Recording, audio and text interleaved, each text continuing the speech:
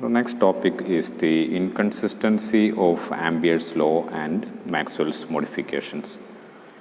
As of now, this is the status of electrodynamics. We have four equations. Del dot E is equal to rho by epsilon 0 Gauss's law. Del dot P is equal to 0. There is no special name for that. This means magnetic monopoles do not exist. Del cross E is equal to minus dou B by dou T. That is Faraday's law. In the case of dynamics, this del cross E is equal to minus dou B by dou T. A change in magnetic field induces an electric field. Then finally, del cross B is equal to mu 0 J, Ampere's law that we studied in the last semester. ഇനി ഈ നാല് ഇക്വേഷനും കൂടി Maxwell's equation എന്നാണ് ഇപ്പോൾ അറിയപ്പെടുന്നത്. അപ്പോൾ എന്തുകൊണ്ടാണ് മാക്സ്വെൽ? നമ്മളറിയാം ഇത് കുളൂംസിൻ്റെ വർക്ക് അല്ലെങ്കിൽ ഗോസസ് ലോ ആണ്. ഇതിന് പ്രത്യേകിച്ച് ഫാരഡേയുടെ വർക്കാണ്, ആംപിയേഴ്സ് ലോ ആണ്. സോ എന്താണ് ഇവിടുത്തെ മാക്സ്വെലിൻ്റെ കോൺട്രിബ്യൂഷൻ? എന്തുകൊണ്ടാണ് ഈ നാല് ഇക്വേഷൻസ് മാക്സ്വെൽസ് ഇക്വേഷൻ എന്ന് അറിയപ്പെടുന്നത്? സോ മാക്സ്വെലിൻ്റെ കോൺട്രിബ്യൂഷൻ എന്താണെന്നാണ് നമ്മൾ ഈ സെഷനിൽ കാണാൻ പോകുന്നത്. So Maxwell observed a inconsistency with one of the curl equations. So let us check the mathematical inconsistency of curl equations. That we know the divergence of curl of any vector field should be zero. ഏത് vector field ആയിക്കോട്ടെ, electric field, magnetic field, ഏത് vector field ആയിക്കോട്ടെ, the divergence of curl of any vector field should be zero. So let us check this for the two divergence equations. First let us check the divergence equation. Take the divergence of this Faraday's law. Take the divergence on both sides. So del dot del cross E is equal to del dot minus dou B by dou T. So that is minus. So we can, this divergence is with respect to, the divergence means the derivation with respect to space, and here the derivation is with respect to time. So we can interchange the order. So I can write minus dou by dou T of del dot B is equal to 0. But we have equation 2 that divergence of magnetic field is always 0. So del dot B is equal to 0. So we will get right hand side is equal to 0. So that is mathematically consistent, that the divergence of curl of electric field is 0. That is consistent with this Maxwell's equation. Faraday's law is mathematically consistent. So now let us check the mathematical consistency for the last equation, second curl equation. Del cross B is equal to mu 0 there, the Ampere's law. That is, take the divergence of Ampere's law on both sides. So del dot del cross B is equal to, right hand side, mu 0 is a constant, mu 0 del dot J. Now we can see divergence of J is not always 0.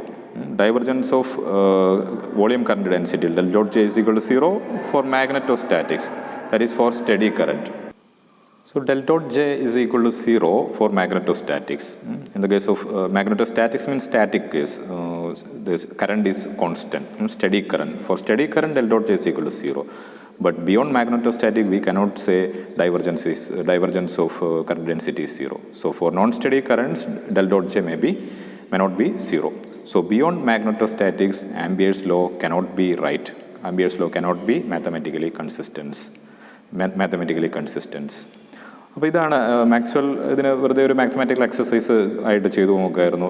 നമുക്കറിയാം divergence of curl ഏത് vector ഫീൽഡിന് 0 ആണ്. അപ്പോൾ അങ്ങനെയാണെങ്കിൽ ആദ്യത്തത് okay Faraday's law നമ്മൾ പറഞ്ഞു. രണ്ടാമത്തത് ആംപിയേഴ്സ് ലോന് ഇതിന് അപ്ലൈ ചെയ്തപ്പോൾ അത് എപ്പോഴും 0 ആയിരിക്കണം എന്നില്ല. അപ്പോൾ ഒരു മാത്തമാറ്റിക്കൽ തന്നെ ഇൻകൺസിസ്റ്റൻറ്റ്, നമ്മളൊരു ഫിസിക്സ് പ്രോബ്ലത്തിന് ഒരു മാത്തമാറ്റിക്കൽ ഫോർമുലേഷൻ കൊടുത്താൽ അത് മാത്തമാറ്റിക്സിലി കൺസിസ്റ്റൻ്റ് ആവണം. അതല്ലെങ്കിൽ ആ ഇക്വേഷൻ എന്തെങ്കിലും പ്രശ്നമുണ്ട് എന്നാണ് കാണിക്കുന്നത്. അപ്പോൾ ഈ ഇക്വേഷന് മാഗ്നറ്റോസ്റ്റാറ്റിക്സിലൊക്കെ അത് കഴിഞ്ഞാൽ ഡൈനാമിക്സ് വരുന്ന കേസിൽ ദിസ് കനോട്ട് ബി കൺസിസ്റ്റൻസ്. ഇപ്പോൾ മാക്സ്വെൽ അതിനെങ്ങനെ കറക്റ്റ് ചെയ്യാം എന്നുള്ളതാണ് how Maxwell fixed Ampere's law. ഇങ്ങനെയാണ്, അതാണ് മാക്സ്വെലിൻ്റെ കോൺട്രിബ്യൂഷൻ. അതുകൊണ്ടാണ് ഈ എൻ്റെ ഇക്വേഷൻസ് പിന്നീട് മാക്സ്വെൽസ് ഇക്വേഷൻ എന്ന് അറിയപ്പെടാൻ തുടങ്ങിയത്. So let us see how Maxwell corrected Ampere's law in the case of non-steady cases.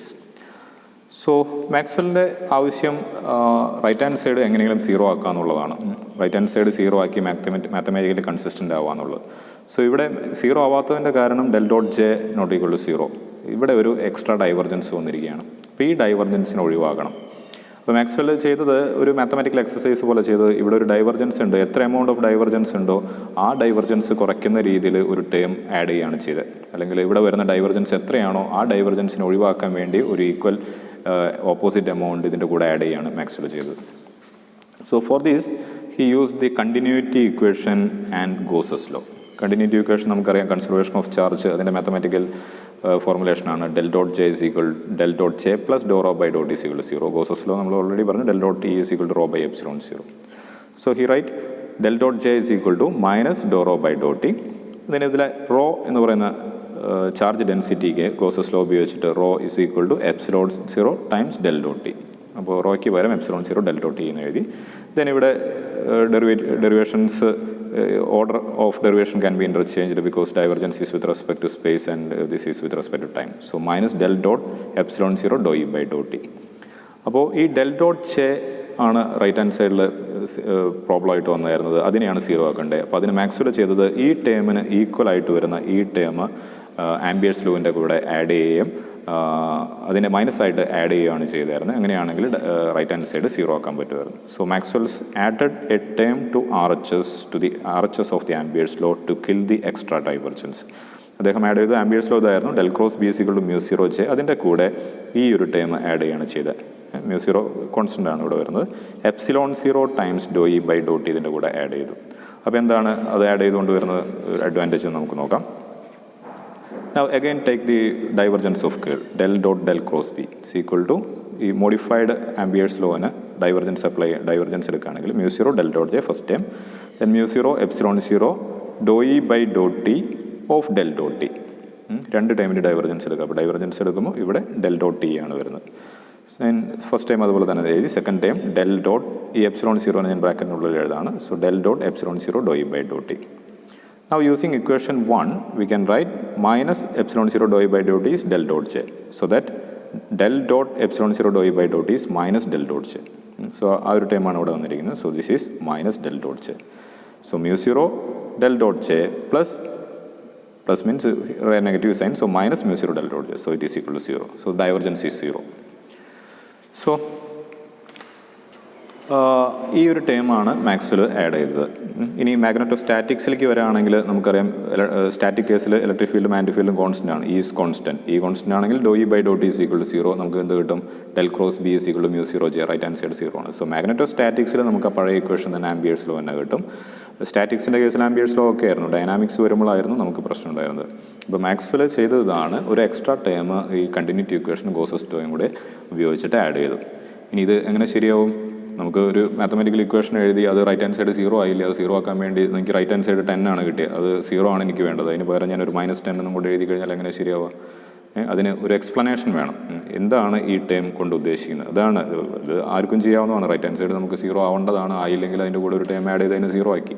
പക്ഷേ മാക്സ്വെലിൻ്റെ കോൺട്രിബ്യൂഷൻ വരുന്നത് he can successfully explain this term. ഈ ആഡ് ചെയ്ത ടേമിനെ വളരെ അത് എക്സ്പ്ലെയിൻ ചെയ്യാനും അത് ഉപയോഗിച്ചിട്ട് അത് എക്സ്പെരിമെൻ്റലി പ്രൂവ് ചെയ്യാനും സാധിച്ചു എന്നുള്ളതാണ് മാക്സ്വെലിൻ്റെ കോൺട്രിബ്യൂഷൻ. അതുകൊണ്ടാണ് അത് ഈ ഇക്വേഷൻസ് തന്നെ മാക്സ്വെൽസ് ഇക്വേഷൻ അല്ലെങ്കിൽ ആ ഇലക്ട്രോ ഡൈനാമിക്സിൻ്റെ ഇക്വേഷൻസ് കംപ്ലീറ്റ് ആവുന്നത് ഈ ഒരു ടേം കൊണ്ട്, ഈ ടേം വരുന്നതോടുകൂടിയാണ്. So let us see how Maxwell explained his correction term. So Maxwell's explanations to the correction term. So first term del cross B is equal to mu 0 J, Ampere's law, his correction term mu 0 epsilon 0 dou E by dou T. So Maxwell claimed that a change in electric field induces a magnetic field. നമ്മൾ പറഞ്ഞത് ഇതിൻ്റെ right hand side സോഴ്സും left hand side ഉണ്ടാക്കുന്ന ഫീൽഡുകളാണ്. Magnetic ഫീൽഡിൻ്റെ സോഴ്സാണ് എന്ത്? Current. അതാണ് amperes law പറഞ്ഞു വെച്ചത്. ആംപിയേഴ്സ് ലോ പറഞ്ഞത് current is the source of magnetic field. അതിൻ്റെ കൂടെ മാക്സ്വെൽ ഒരു കാര്യം കൂടെ ആഡ് ചെയ്യുകയാണ്. A magnetic field can also produced by the change in electric field. A change in electric field can induce a magnetic field. നമ്മൾ Faraday's ലോയിൽ കണ്ട അതേ കാര്യം തന്നെയാണ് അതിൻ്റെ എന്താ പറയുക, അതിൻ്റെ സിമിലർ ആയിട്ടുള്ളൊരു കാര്യമാണ്. ഫാരഡേസ് ലോ എന്തായിരുന്നു? Del cross E is equal to minus Dr B by Dr T. അപ്പോൾ ഫാരഡേസ് ലോ പറഞ്ഞത് എന്താണ്? A change in magnetic field can induce an electric field. അതേപോലെ തന്നെ സിമെട്രിക് ആയിട്ട് മാക്സ്വെൽ പറഞ്ഞു a change in electric field can induce an magnetic field. So equation നോക്കുകയാണെങ്കിൽ നമുക്ക് first term എന്താണ്? mu 0 J കറണ്ട് ഡെൻസിറ്റിയാണ്, കറണ്ടാണ്. സോ ഈ ഇക്വേഷൻ ഒരു ഹോമോജീനിറ്റി വേണമെങ്കിൽ ഒരു കറണ്ട് ടേമും ഒരു വോൾട്ടേജ് ടേമും അങ്ങനെ ആഡ് ചെയ്യാൻ പറ്റില്ലല്ലോ. ഒരു ടേം കറണ്ട് ആണെങ്കിൽ അടുത്ത ടേമും കറണ്ടിൻ്റെ അതേ ഡയമെൻഷനാലിറ്റി വേണം. That is the homogeneity of equation should demand that. So Maxwell called this second term epsilon 0 dou E by dou T is defined as JD. It is called displacement current. നമുക്കതിന് കൂടുതൽ detail ആയിട്ട് പിന്നീട് കാണാം. It is called displacement current. Displacement current means current without the motion of charge. നമുക്കറിയാം ordinary current അല്ലെങ്കിൽ genuine current J എങ്ങനെയാണ് ഉണ്ടാകുന്നത്, current ഉണ്ടാകുന്നത് എങ്ങനെയാണ്? It is the rate of change of charge. Charge move ചെയ്യുമ്പോഴാണ് നമ്മൾ കറണ്ട് ഉണ്ടാകുന്നത്. അപ്പോൾ ഈ ഡിസ്പ്ലേസ്മെൻറ്റ് കറണ്ട് എന്ന് പറഞ്ഞാൽ it is the current without the motion of charge. That is displacement current. So ഇനി നമ്മൾ മാക്സ്വെൽസ് ഇക്വേഷൻ ഫാരഡേസ് ലോ പറഞ്ഞപ്പോൾ നമ്മൾ പറഞ്ഞത് there are two types of electric field. Del dot T is equal to rho by epsilon 0 and del cross E is equal to minus Dr B by Dr T. അതായത് electric field രണ്ട് തരത്തിലുണ്ട്. ഒന്ന് that is due to the genuine charge, നമ്മൾ ordinary charge കൊണ്ടുണ്ടാകുന്നത്. And second electric field is due to change in magnetic field, that is Faraday's law. This is called induced electric field. അപ്പോൾ അങ്ങനെ രണ്ട് തരത്തിലുള്ള electric field ഉണ്ടെന്ന് പറഞ്ഞു. അതുപോലെ തന്നെ നമുക്ക് ഇവിടെയും പറയാം രണ്ട് സോഴ്സാണ് മാഗ്നറ്റിക് ഫീൽഡിനുള്ളത്. The first one is due to J. There are two types of magnetic field. The first one is due to J, genuine current, and second is due to epsilon 0 dou E by dou T, that is displacement current. Okay. ഇനി experiment നമ്മൾ work out ചെയ്ത് നോക്കുകയാണെങ്കിൽ you can see J D is very small compared with J. Genuine കറണ്ടുമായിട്ട് നമ്മളൊരു experiment ഇപ്പോൾ Faraday ഒക്കെ ചെയ്ത എക്സ്പെരിമെൻറ്റുകൾ നോക്കുകയാണെങ്കിൽ അദ്ദേഹം ഒരു കോയിലിൽ കറണ്ട് വിടുകയും അതിൻ്റെ മാഗ്നറ്റിക് ഫീൽഡ് സ്റ്റഡി ചെയ്യുകയാണ് ചെയ്തത്. അപ്പോൾ ഇവിടെ ഉണ്ടാകുന്ന കറണ്ട് ജെ ആണ്, ജെനുവിൻ കറണ്ടാണ്. ഈ ജെനുവിൻ കറണ്ടിനെ അപേക്ഷിച്ചിട്ട് ഈ ഇവിടെ ചേഞ്ച് വരുമ്പോൾ ഉണ്ടാകുന്ന do E by Dr T electric ഫീൽഡിൻ്റെ ചേഞ്ച് കൊണ്ടുണ്ടാക്കുന്ന ഈ ഡിസ്പ്ലേസ്മെൻറ്റ് കറണ്ട് എന്ന് പറഞ്ഞാൽ വളരെ ചെറുതാണ്. അത് എക്സ്പെരിമെൻറ്റിൽ ഡിറ്റർമിൻ ചെയ്യാനായിട്ട് ഈ ജെനുവിൻ കറണ്ട് ഇരിക്കുന്നത് കൊണ്ട് ഈ ജെ ഡി കണ്ടുപിടിക്കാനായിട്ട് വളരെ ബുദ്ധിമുട്ടാണ്. അതുകൊണ്ടാണ് ഫാരഡേ അതുകൊണ്ടാണ് ആംബിയേഴ്സും ഫാരഡേയൊക്കെ അവരുടെ എക്സ്പെരിമെൻറ്റിൽ ഈ ജെ ഡിയെ കണ്ടുപിടിക്കാതെ പോയത്. അതല്ലെങ്കിൽ അവരന്ന് തന്നെ അത് കണ്ടുപിടിക്കുകയും ഈ കറക്ഷൻ ഉണ്ടാവുകയും ചെയ്തായിരുന്നു. അപ്പോൾ ഈ മാക്സ്വെൽസിൻ്റെ കറക്ഷൻ ടേമാണ് ഈ ഒരു ഇക്വേഷനുകളെ കംപ്ലീറ്റ് ആക്കുന്നത്. ഇതാണ് പിന്നീട് ഇലക്ട്രോമാഗ്നറ്റിക് വേവ് എക്സിസ്റ്റ് ചെയ്യുന്നുള്ള പ്രഡിക്ഷനിലേക്ക് മാക്സ്വെലിനെ എത്തിക്കുകയും അത് പിന്നീട് കണ്ടുപിടിക്കുകയും ചെയ്ത് ഫിസിക്സിൽ തന്നെ വലിയൊരു യൂണിഫിക്കേഷൻ നടക്കുകയും ചെയ്യുന്നു. ഒപ്റ്റിക്സും ഇലക്ട്രോ ഡൈനാമിക്സുമായിട്ടുള്ളൊരു യൂണിഫിക്കേഷൻ നടക്കാനായിട്ടുള്ള കാരണം ഈ ഒരു ടേമാണ്. വേറൊരു തരത്തിൽ പറഞ്ഞാൽ നിങ്ങൾ ഈ ഒരു പേപ്പർ പഠിക്കാൻ തന്നെ ഒരു ഇലക്ട്രോ ഡൈനാമിക്സ് എന്നുള്ളൊരു പേപ്പറായിട്ട് തന്നെ പഠിക്കാനുള്ള കാരണം ഈ ഒരു ടേമാണ്. ഈ ഒരു ടൈമിന് ശേഷമാണ് അത് ഇത്തരത്തിലുള്ളൊരു ഫീൽഡുമായിട്ട് ഒപ്റ്റിക്സുമായിട്ട് കമ്പൈൻ ചെയ്യുകയും ഇങ്ങനെ യൂണിഫിക്കേഷൻ നടക്കുകയും വളരെ സക്സസ്ഫുൾ ആയിട്ടുള്ളൊരു തിയറിയായി മാറുകയും ചെയ്യുന്ന മാക്സ്വെലിൻ്റെ ഈ ഒരു കറക്ഷൻ ടൈമാണ്. അപ്പോൾ അതിൻ്റെ ഇമ്പോർട്ടൻസ് ഇലക്ട്രോമാഗ്നറ്റിക് വേവ്സ് ഒക്കെ നമ്മൾ അടുത്ത സെഷനുകളിൽ കാണും.